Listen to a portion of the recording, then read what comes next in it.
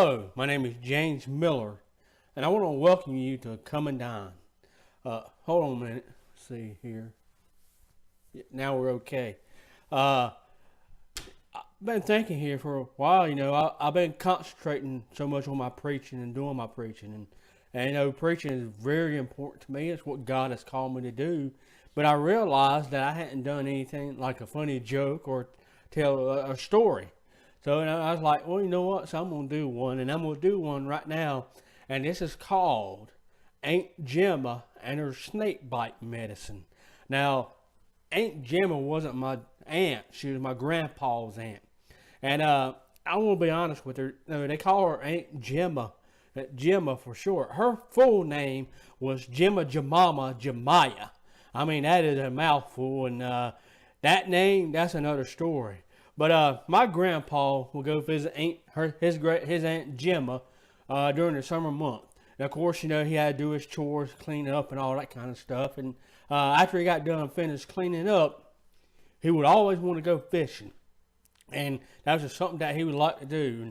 And every time that he would go fishing, his Aunt Gemma would say, "Boy, don't you forget that snake bite medicine." And that's what she told him every time. "Boy, don't you forget that snake bite medicine." And I'm going to tell you what that snake bite medicine, well, it really was. It was really moonshine.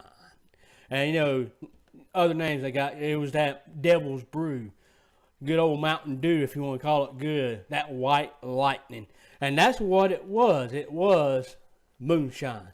So on a particular day when my grandpa got finished with all his chores, he go tell Aunt Gemma, he says, "I'm going fishing." And of course he say, "Boy, don't you forget that snake bite medicine." So he took it with him. Well, on this particular day, my grandpa could not find bait nowhere. He looked high and low, and it was just really dry, no worms, no nothing, until happenstance he come across, and there was a black snake with a frog in its mouth.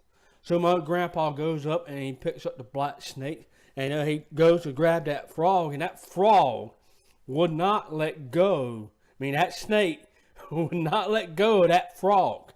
I mean, that snake was holding on tighter to that frog than Brother Carver does to a penny. But he got to thinking, he says, "Man, I need some bait, and I just can't get this frog out of the snake's mouth." So he started thinking about Aunt Gemma's snake bite medicine, which was moonshine, by the way. He took it out. It was in a little flask. He uncorked it and put a little bit of that moonshine on his finger, and he rubbed it on that snake's mouth. And that snake's grip on that frog loosened up a little bit more loose. And so he did a little bit, and then finally he was able to get the frog out of the snake's mouth.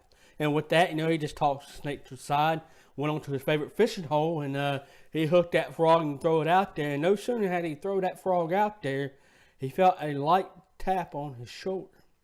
Well, just not thinking much of it, he just thought nothing of it, and he kept on fishing. Well, he felt it again. Of course, he did this, like that, and thought nothing of it.